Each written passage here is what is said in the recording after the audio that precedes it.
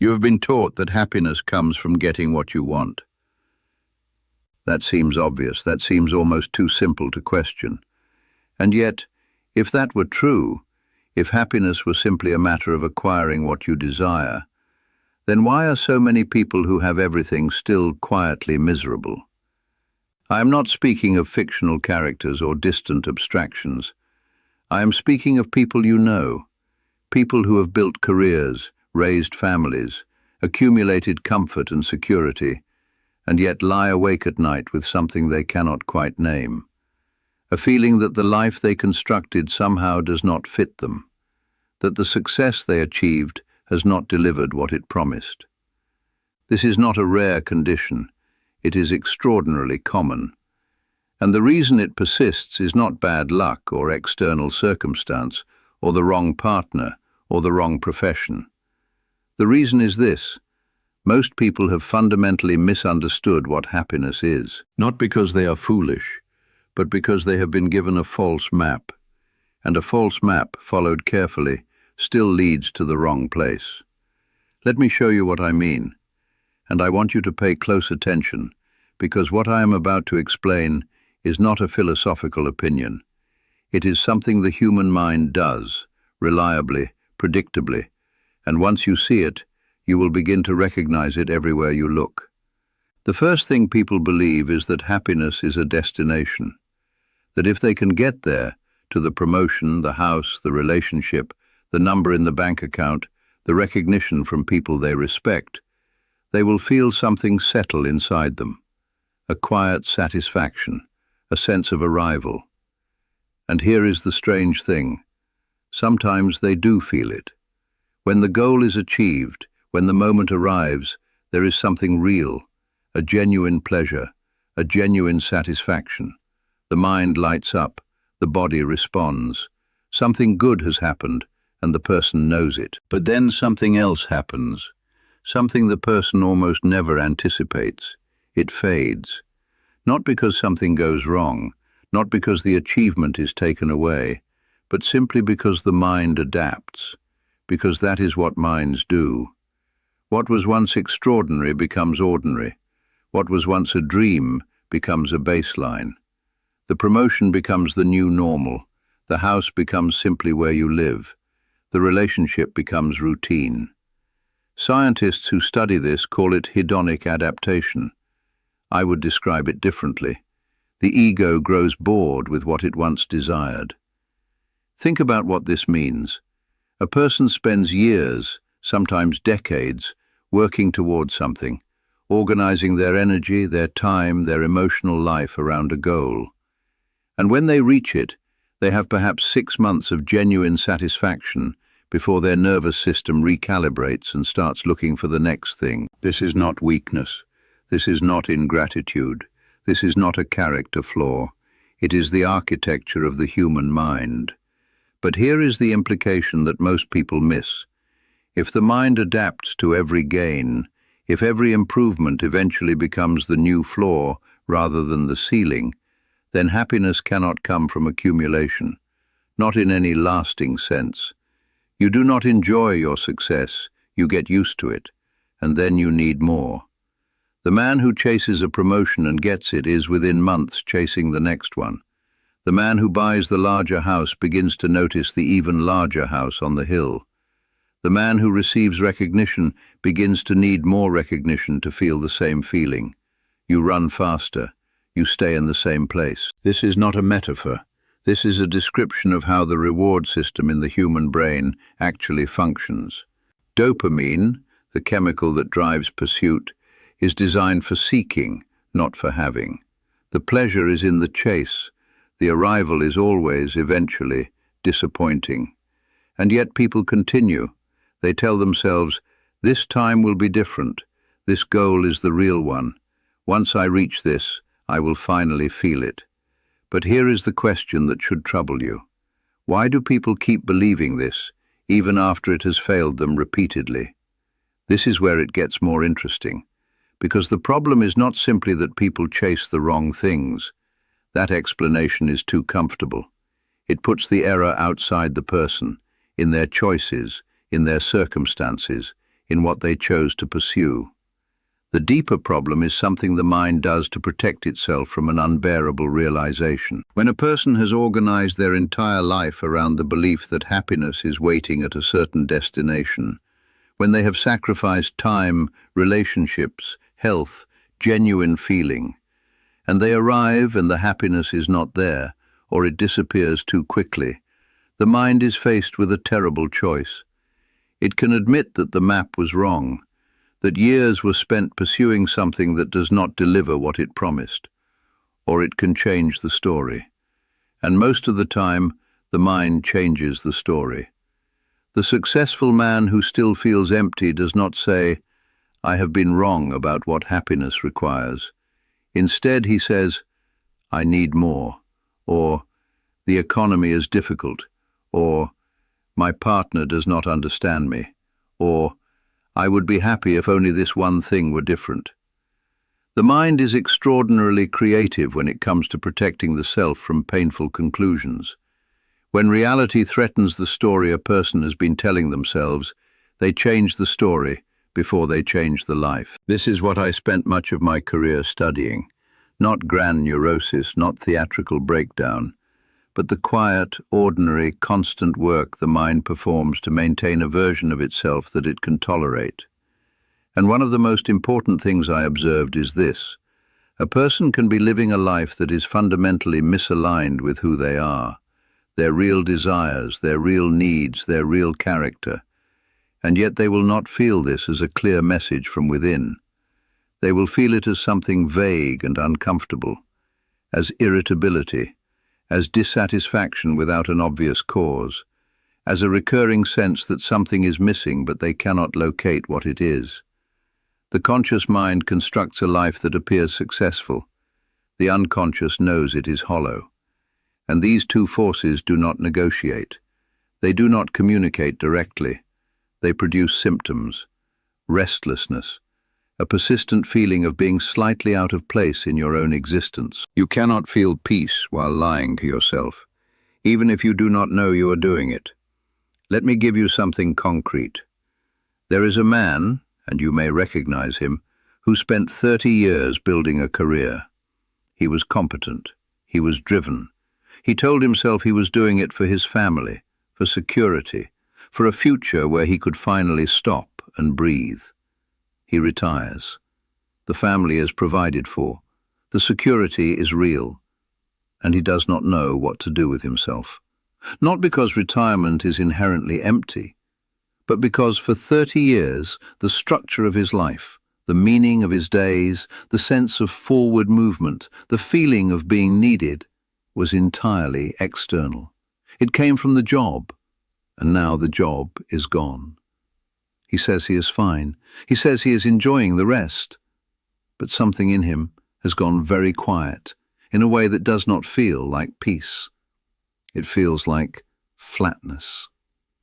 This is not a rare story. It is perhaps one of the most common stories in the lives of men past a certain age. And the reason it happens is not that retirement is psychologically damaging.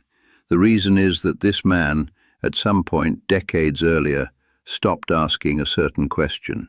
He stopped asking, what actually gives my life meaning, independent of my productivity? Because that question is uncomfortable.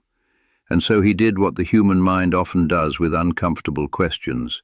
He avoided it. Now we arrive at something I consider essential, something that modern understanding of the mind has confirmed in its own language again and again.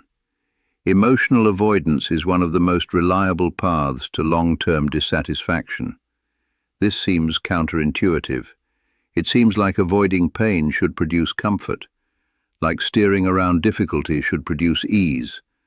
But what actually happens is this: when a person consistently avoids discomfort, avoids the difficult conversation, avoids examining the life they are living, avoids the grief they have not processed, avoids the anger they have never permitted themselves to feel, those avoided experiences do not disappear. They accumulate. Think of them as an unpaid emotional debt. Ignored emotions collect interest. The grief that was never felt becomes a permanent low-grade heaviness. The anger that was never expressed becomes a chronic irritability toward the wrong people. The question that was never asked becomes a lifelong background static. And here is what is particularly important. Avoidance does not feel like avoidance. It feels like coping. It feels like being practical. It feels like moving forward. The man who never addressed his resentment toward his father does not think, "I am avoiding a painful truth." He thinks, "I am not going to dwell on the past. I am a mature person.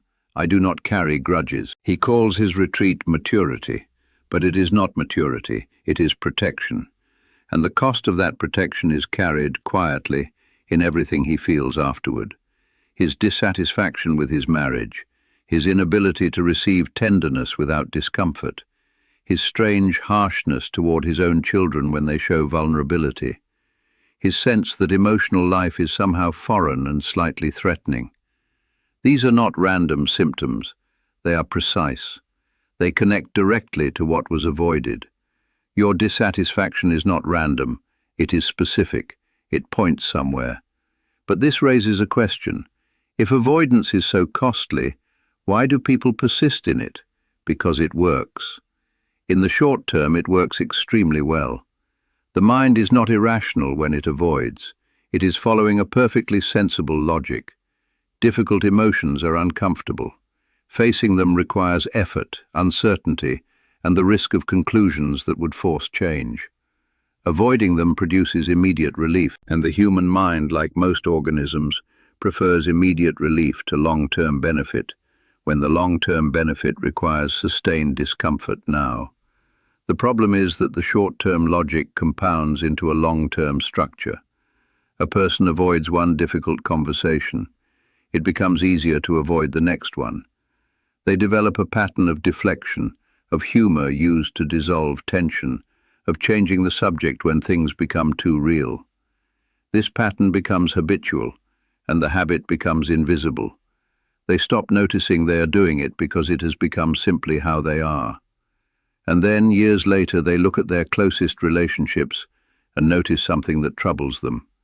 A distance they cannot fully explain, a surface that is friendly and functional but somehow thin, a sense that no one quite knows them, and that they are not entirely sure they know anyone else. They have maintained their comfort, and it has cost them their depth. Let me be direct about something. The strongest predictor of genuine life satisfaction is not wealth. It is not achievement. It is not health, though health matters enormously. It is not status or recognition or the admiration of people you respect. It is the quality of your close relationships. This is not a sentiment.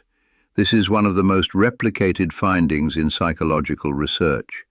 Studies that followed people across decades of life, tracking their health, their choices, their emotional states, found consistently that the people who reported the highest satisfaction in their final years were not the most successful. They were the most connected. And the connection I am describing is not the social kind, not frequent contact, not a large network of acquaintances. I mean depth, genuine mutual knowledge, the experience of being known by another person and knowing them in return. A man alone with his success is often miserable. And here is the painful part. Not every form of loneliness is visible. Some of the loneliest people in any room are surrounded by others. They are sociable. They are liked. They attend every gathering. They are never alone in the physical sense. But they have not let anyone close. Not really. Because letting someone close requires lowering defenses. And lowering defenses requires tolerating the risk of being seen as you actually are, including the parts you find difficult to look at yourself. The very mechanism that keeps the difficult questions at bay also keeps other people at bay. Avoidance is not selective. It tends to protect the whole territory. This is why some people reach old age with enviable external lives, houses, accomplishments, the respect of their community, and a persistent, formless sadness that they struggle to explain and are reluctant to admit. Not because they lacked opportunity for connection, but because the habits of self-protection they developed early in life quietly prevented it. Now I want to address something directly, because I suspect it is what many of you are sitting with right now. The idea that happiness comes from success, from achieving more, improving your circumstances, solving the external problems, is not simply a cultural myth. It is a deeply felt personal conviction. And when people hear that it is wrong, the first response is often resistance. Because if it is wrong, then a great deal of what they have spent their lives pursuing needs to be re-examined. And that is not a comfortable prospect. So let me be precise about what I am actually saying. I am not saying that success is meaningless. I am not saying that external circumstances do not matter. I am not saying that poverty is no different from wealth, or that achievement is worthless. What I am saying is this: success, improvement, and achievement are not mechanisms for happiness. They are expressions of it, or they can be. But they can also be substitutes for it, things that fill the space where something deeper is missing. The person who pursues success in order to silence an inner feeling of inadequacy will not find silence in success. They will find, briefly, relief, and then the feeling returns, slightly adjusted, requiring a larger dose. The person who pursues success because it expresses something genuine about who they are, because it connects them to real meaning, because it produces something that matters to them independent of the recognition it brings, that person has a fundamentally different relationship with their own drive. The behavior looks identical from the outside. The inner experience is completely different, and the outcomes, over a lifetime, diverge sharply. This brings me to what I believe is the real question underneath all of this. Not how do I become happier, but what is my life actually organized around? Because most people, if pressed, could tell you what they do. They could describe their work, their relationships, their daily structure. But far fewer could tell you what their life means, what it is in service of, what kind of person it is gradually making them into. And when a life lacks that, when a person cannot find a thread of meaning that connects their effort to something genuine, the result is not always obvious unhappiness. Often it is something quieter, a chronic, mild dissatisfaction, a sense of going through motions that are individually fine but collectively hollow. Pleasure fills moments, meaning fills a life. This distinction matters enormously, and I think it is one of the most underappreciated truths about human experience. Pleasure is real, pleasure is valuable. I have no interest in dismissing it. But pleasure is episodic. It arrives, it satisfies, it fades. It cannot accumulate into something that carries a person through difficulty, through loss, through the inevitable decline that every life involves. Meaning can do that. A person with genuine meaning in their life, work they care about, relationships they have tended, commitments that express something real about who they are, can endure significant suffering without being destroyed by it. Because the suffering is not random, it is in service of something. This is, I believe, what separates a life that feels well lived from a life that, at its end, feels curiously thin despite all its surface successes. Not that one life suffered and the other did not, but that in one life the suffering made sense. It was attached to something. It pointed somewhere. A happy life is not one free of suffering. It is one where suffering has meaning, structure, and direction. But here is something I want you to sit with carefully. Most people, when I describe meaning, immediately think of grand purposes, a legacy, an impact on the world, something large enough to justify the trouble of being alive. And then they feel quietly that they do not have that their life is too ordinary, that the goals they have pursued are too small, too personal, too mundane to constitute real meaning. This is a misunderstanding.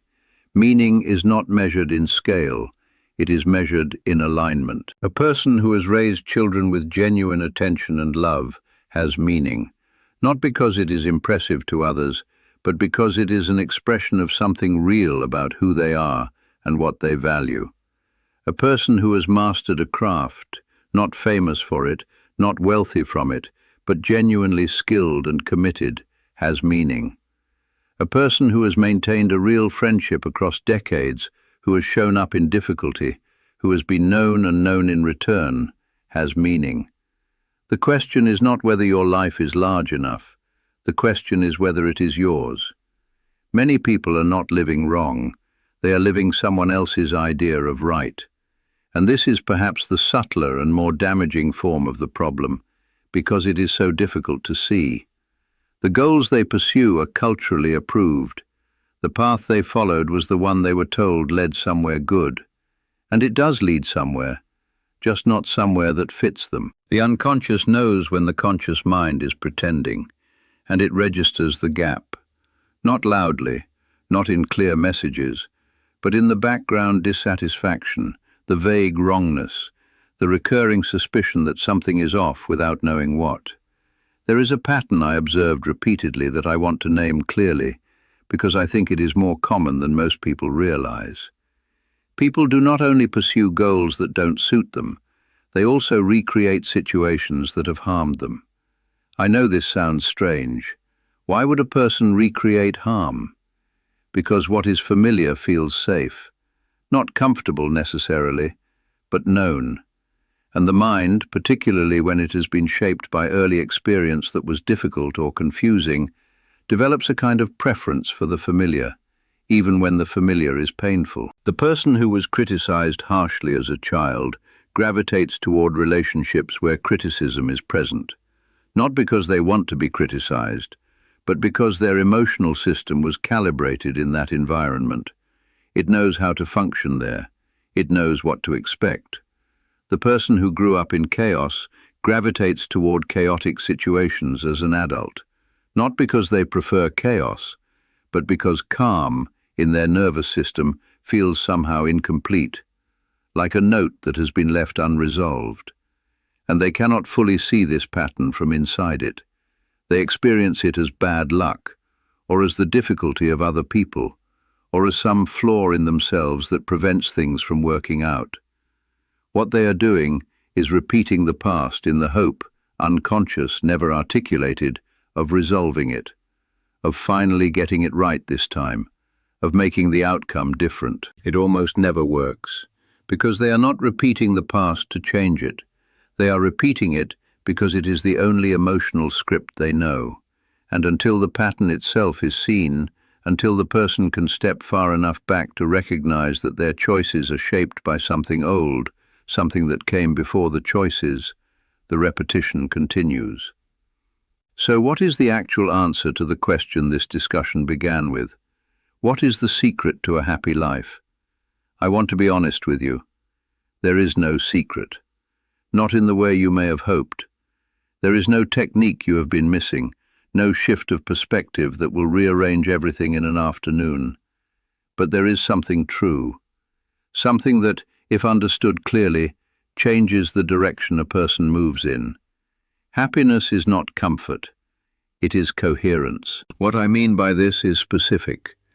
A person who is happy, not pleasured, not distracted, not numbed by achievement or routine, but genuinely satisfied with the fact of their existence, is a person whose inner life and outer life are not at war with each other, whose actions express who they actually are, whose relationships allow them to be known, whose effort is connected to something they genuinely value, whose suffering, when it comes, is not random or meaningless, but is the consequence of caring about something real.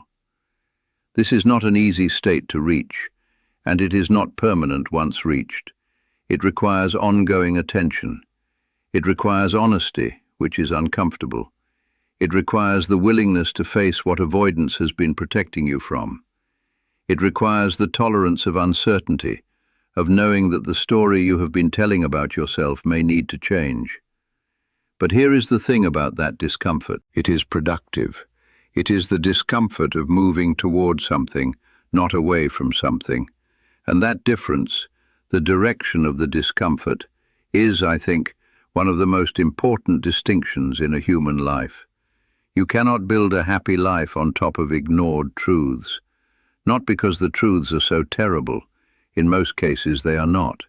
In most cases, what people are protecting themselves from is not catastrophic. It is merely painful. It is the admission that they have wanted something they have not allowed themselves to pursue. The acknowledgement that a relationship they have settled into is not what they need. The recognition that the person they have become is not the person they intended to be. These are not pleasant realizations, but they are not unbearable ones. And on the other side of them, something becomes possible that was not possible while they were being avoided. The life you refuse to examine will quietly drain you. I want to leave you with this. The question of happiness is, at its deepest level, a question of relationship. Not with other people only, though that matters enormously, but with yourself. With the parts of yourself you have acknowledged and developed. With the parts you have suppressed because they seemed inconvenient, or dangerous, or in conflict with the life you were supposed to be living. With your real desires, not the ones you inherited from others. With your genuine losses, not the polished versions of them you offer in conversation. A divided mind cannot feel at peace. This is not poetry. It is a description of something structural about how the mind works. When the person you present to the world and the person you actually are do not correspond, not perfectly, no one achieves perfect correspondence. When they are significantly, consistently misaligned, the result is a chronic inner friction that no external success can dissolve. You are not tired of life. You may be tired of the particular version of life you have been performing, and that is not the same thing at all. The question worth sitting with is not, what do I need to acquire? It is not, what is wrong with my circumstances? It is simpler and harder than either of those. It is, what am I actually avoiding? And what would my life look like if I stopped? That question, genuinely asked and genuinely followed, is where I believe the answer lives. Not at the end of the next achievement, not on the other side of the next difficulty. Here, in whatever is actually happening in you right now that you have not yet been willing to look at directly. The unconscious does not forget, it waits, and it will go on waiting patiently, generating its symptoms and its dissatisfactions and its recurring sense that something is missing, until you are ready to hear what it has been trying to tell you. That is, I think, the honest answer to the question this began with. Not comfortable, not simple, but true.